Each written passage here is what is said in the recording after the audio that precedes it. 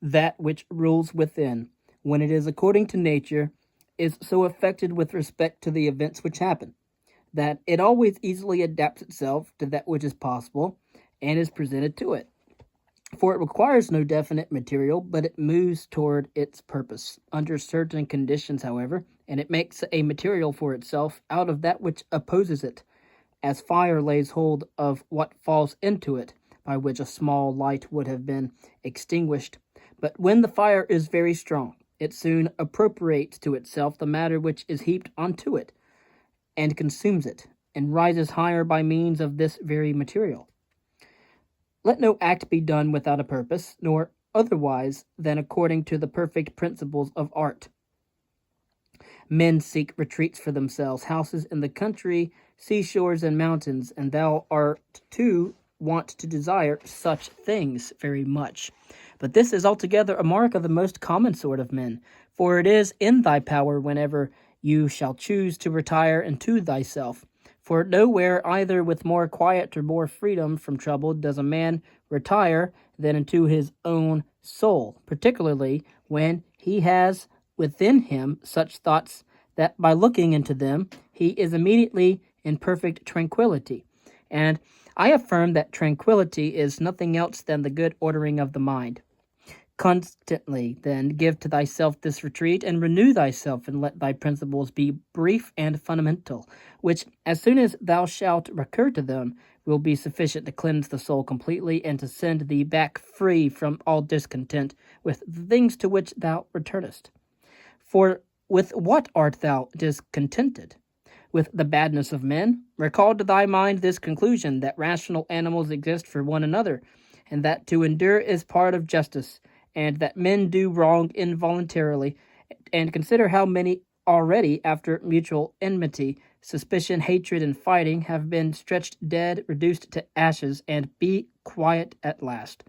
But perhaps thou art dissatisfied with that which is assigned to thee out of the universe. Recall to thy recollection this alternative: either there is providence or Adam's fortuitous concurrence of things, or remember the arguments by which it has been proved that the world is a kind of political community, and be quiet at last. But perhaps corporeal things will still fasten upon thee. Consider then further that the mind mingles not with the breath, whether moving gently or violently, when it has once drawn itself apart and discovered its own power. And think also of all that thou hast heard and assented to about pain and pleasure. Be quiet at last.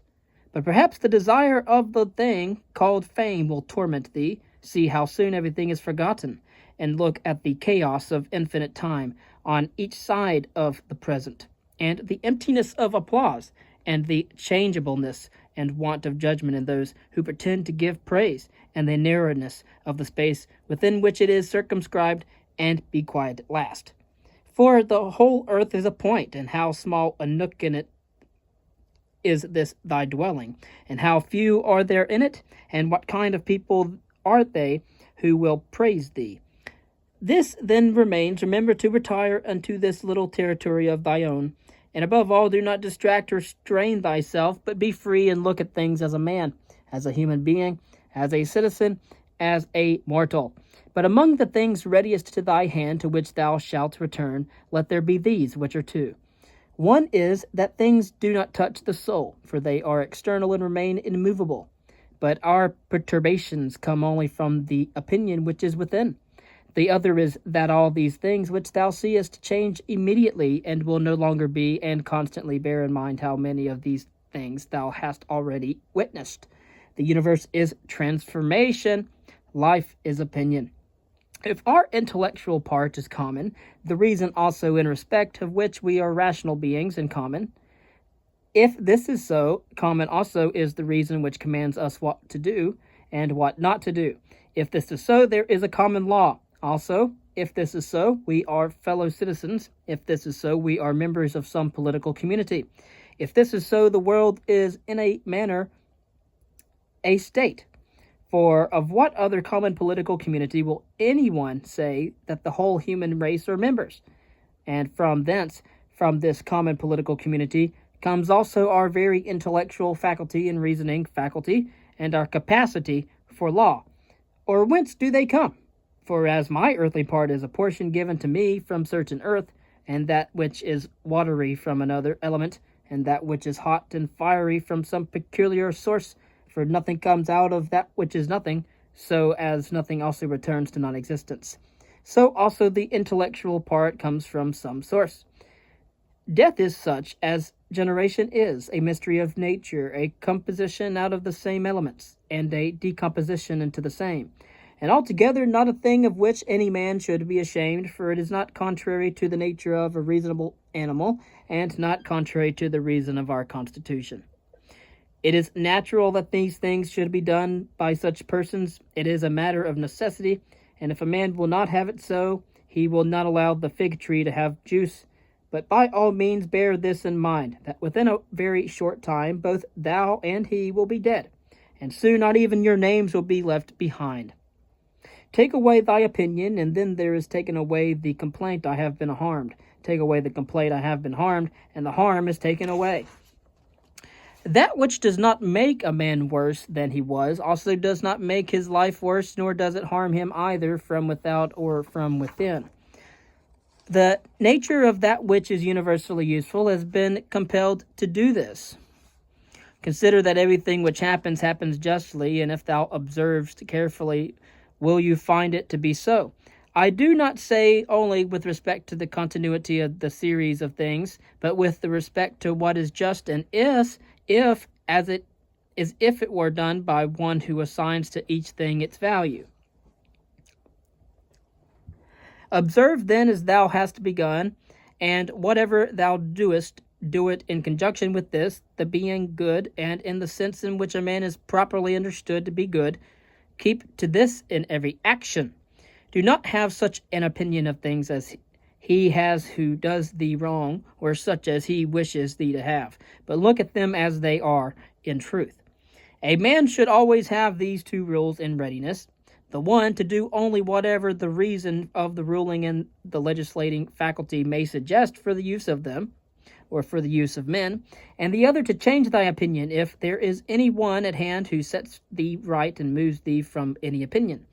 But this change of opinion must proceed only from a certain persuasion, as of what is just or of common advantage, and the like, not because it appears pleasant or brings reputation.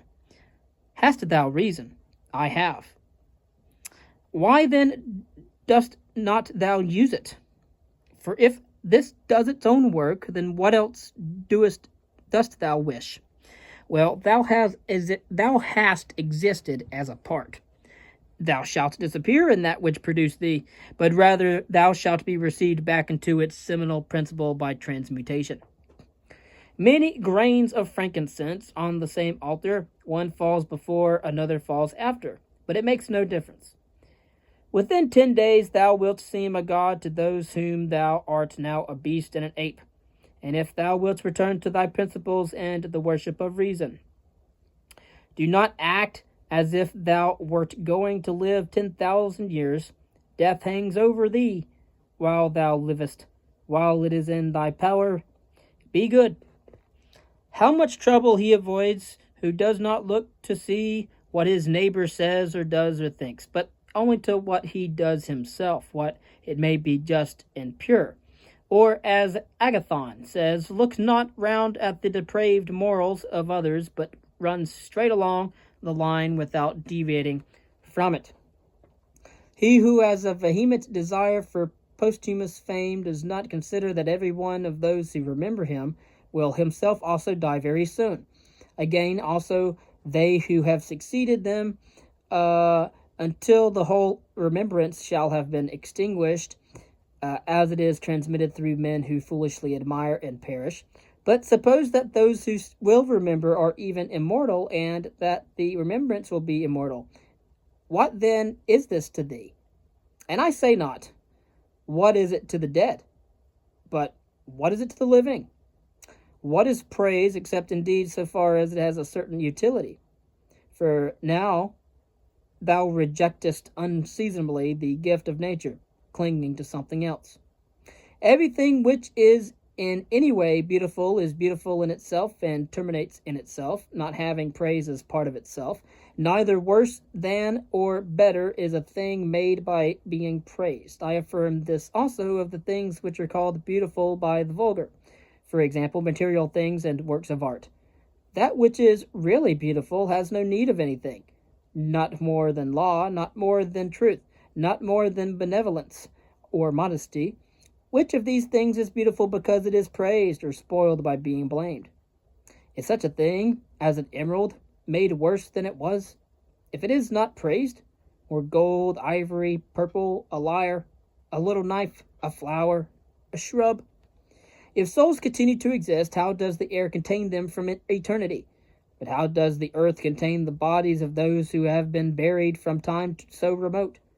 For as here the mutation of these bodies after a certain continuance, whatever it may be, and their dissolution make room for other dead bodies, so the souls which are removed into the air after subsisting for some time are transmutated and diffused, and assume a fiery nature by being received into the seminal intelligence of the universe, and in this way make room for the fresh souls which come to dwell there. And this is the answer which a man might give on the hypothesis of souls continuing to exist. But we must not only think of the number of bodies which are thus buried, but also of the number of animals which are daily eaten by us and the other animals. For what a number is consumed, and thus in a manner buried in the bodies of those who feed on them. And nevertheless this earth receives them by reason of the change of these bodies into blood, and the transformation into the aerial or the fiery element. So what is the investigation into the truth in this matter? The division into that which is material and that which is the cause of form, or that which is the cause of the formal. Do not be whirled about, but in every moment and movement have respect to justice, and on the occasion of every impression maintain the faculty of comprehension or understanding. Everything harmonizes with me which is harmonious to thee, O universe. Nothing for me is too early nor too late, which is in due time for thee. Everything is fruit to me, which is thy seasons bring, O nature. From thee are all things, and thee are all things, to thee all things return. The poet says, dear city of Cecrops, and wilt not thou say, dear city of Zeus? Occupy thyself with few things, says the philosopher, if thou wouldest be tranquil. But consider if it would not be better to say, do what is necessary, and whatever the reason of the animal which is naturally social requires, and as it requires. For this brings not only the tranquility which comes from doing well, but also that which comes from doing few things. For the greatest part of that of what we say and do being unnecessary, if a man takes this away, he will have more leisure and less uneasiness. And according on every occasion, a man should ask himself, is this one of the unnecessary things? How a man should take away not only unnecessary acts, but also unnecessary thoughts, for thus superfluous acts will not follow after. Try how the life of the good man suits thee, the life of him who is satisfied with his portion out of the whole, and satisfied with his own just acts and benevolent disposition. Hast thou seen those things? Look also at these. Do not disturb thyself. Make thyself all simplicity. Does anyone do wrong? It is to himself that he does the wrong. Has anything happened to thee? Well, out of the universe from the beginning, everything which happens has been apportioned and spun out to thee. In a word, thy life is short. Thou must turn to profit the present by the aid of reason and justice. Be sober in thy relaxation. Either it is a well-arranged universe, or a chaos huddled together, but still a universe. But can a certain order subsist in thee, and disorder in the all? And this too, when all things are so separated and diffused and sympathetic. A black character, a womanish character, a stubborn character, a bestial, childish, animal, stupid, counterfeit, scurrilous, fraudulent, tyrannical. And if he is a stranger to the universe, who does not know what is in it, no less is he a stranger who does not know what is going on in it. He is a runaway who flies from social reason. He is blind who shuts the eyes of the understanding. He is poor who has need of another, and has not from himself all things. which are useful for life. He is an abscess on the universe who withdraws and separates himself from the reason of our common nature through being displeased with the things which happen, for the same nature produces this, and has produced thee too. He is a piece of rent under sunder from the state, who tears his own soul from that of reasonable animals, which is one. The one is a philosopher without a tunic, and the other without a book. Here is another half naked. Bread I have not, he says, and I abide by reason. And I do not get the means of living out of my learning, and I abide by my reason. Love the art, poor as it may be, which thou hast learned, and be content with it, and pass through the rest of life like one who has entrusted to the gods with his whole soul that all that he has, making thyself neither the tyrant nor the slave of any man. Consider, for example, the times of Vespasianus. Thou wilt see all these things: people marrying, bringing up children, sick, dying, warring, feasting, trafficking, cultivating the ground, flattering, obstinately arrogant, suspecting, plotting, wishing for someone to die, grumbling about the present, loving, heaping up treasure, desiring consulship, kingly power. Well, then, that life of these people no longer exists at all. And again, remove to the times of Trajan. Again, all is the same. Their life as well is gone. In like manner, view also the other epochs of time, or epochs of time, and of whole nations, and see how many, after great effort, soon fell and were resolved into the elements. But chiefly thou shouldest think of those whom thou hast thyself known distracting themselves about idle things, neglecting to do what was in accordance with their proper constitution, and to hold firmly to this, and to be content with it. And herein it is necessary to remember that the attention given to everything has its proper value and proportion, for thus thou wilt not be dissatisfied if thou appliest thyself to smaller matters no further than is fit. The words which were formerly familiar are now antiquated. So also the names of those who were famed of old are now in manner antiquated. Camillus, Caesovulenus, Leonnatus, and a little after also Scipio and Cato. Then Augustus, and also Hadrianus, and Antoninus. For all things soon pass away, and I become a mere tale, and complete oblivion soon buries them. And I say this of those who have shone in a wondrous way. For the rest, as soon as they have breathed out their breath, they are gone, and no man speaks of them.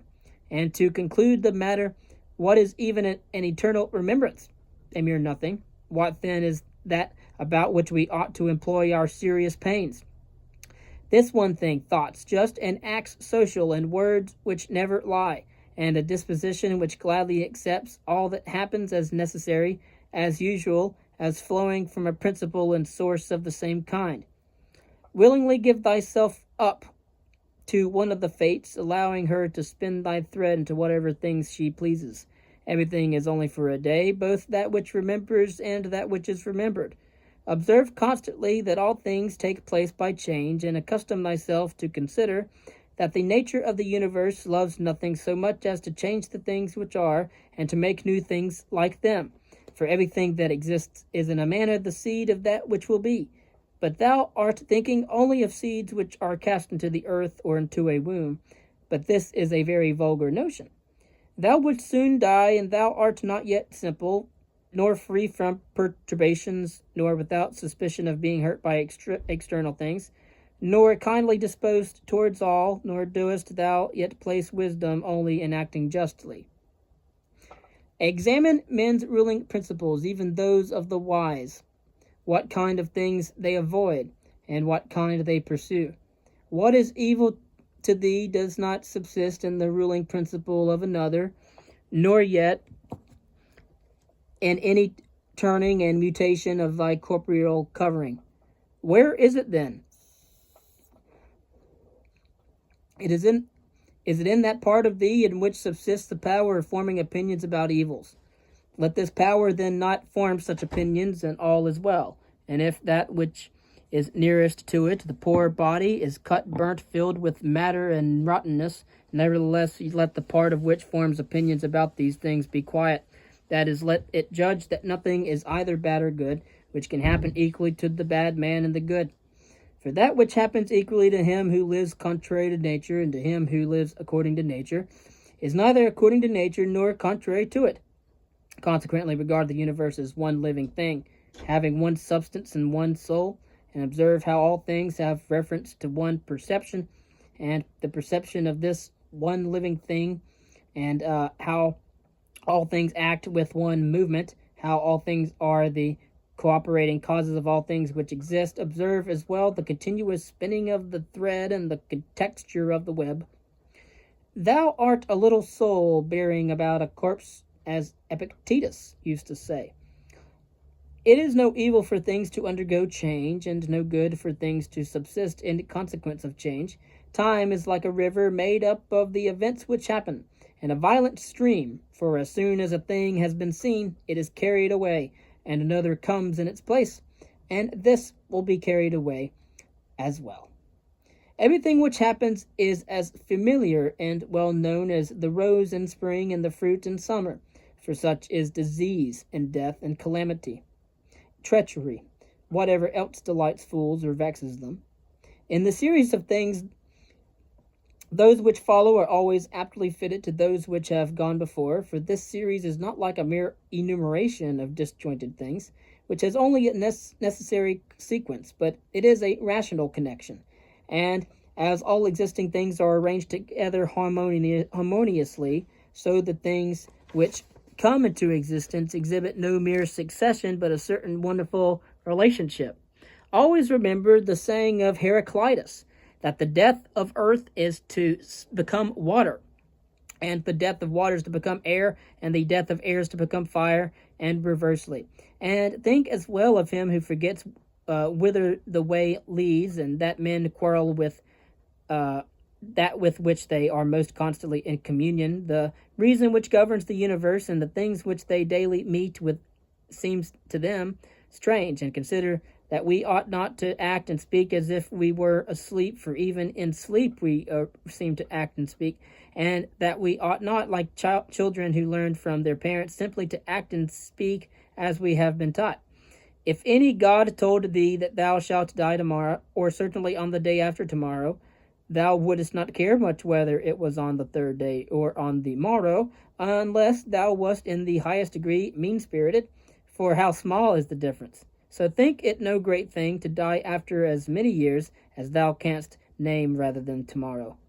Think continually how many physicians are dead after often contracting their eyebrows over the sick, and how many astrologers, after predicting with great pretensions the deaths of others, and how many philosophers, after endless discourses on death or immortality, how many heroes after killing thousands, how many tyrants who have used their power over men's lives with terrible insolence, as if they were immortal, and how many cities are entirely dead, so to speak, Pompeii and Heracleum, and other innumerable. Add to the reckoning of all whom thou hast known, one after another. One man after burying another has been laid out dead, and another buries him. And all this in a short time. To conclude, always observe how ephemeral and worthless human beings are, and what was yesterday a little mucus, tomorrow will be a mummy or ashes. Pass then through this little space of time comfortably to nature, and end thy journey in content, just as an olive falls off when it is ripe, blessing nature who produced it, and thanking the tree on which it grew. Be like the promontory against which the waves continually break, but it stands firm and tames the fury of the water around it. Unhappy am I, because this has happened to me. Not so, but happy am I, though this has happened to me, because I continue free from pain, neither crushed by the present nor fearing the future. For such a thing as this might have happened to every man, but every man would not have continued free from pain on such an occasion. Why then is that rather a misfortune than this a good fortune? And dost thou in all cases call that a man's misfortune which is not a deviation from man's nature? And does a thing seem to thee to be a deviation from man's nature when it is not contrary to the will of man's nature? Well, thou knowest the will of nature. Will then this which it has happened prevent thee from being just, temperate, prudent, secure against inconsiderate opinions and falsehood? Will it prevent thee from having modesty, freedom, and everything else, by the presence of which man's nature obtains all that it is its own? Remember as well on every occasion which leads thee to vexation to apply this principle, not that this is a misfortune, but that to bear it nobly is good fortune. It is a vulgar but still a useful help toward a contempt of death to pass in review those who have tenaciously stuck to life. What more then have they gained than those who have died early? Certainly they lie in their tombs somewhere at last. Fabius, Julianus, Lepidus, or any one else like them, who have carried out many to be buried, and then were carried out themselves. Altogether the interval is small between birth and death, and consider with how much trouble, and in company with what sort of people, and in what a feeble body this interval is laboriously passed. Do you not then consider life a thing of any value? For look to the immensity of time behind thee, and to the time which is before thee, another boundless space. In this infinity, then, what is the difference between him who lives 3 days and him who lives 3 generations? Always run to the short way, and the short way is the natural. Accordingly, say and do everything in conformity with the soundest reason. For such a purpose frees a man from trouble and warfare and all artifice and ostentatious display.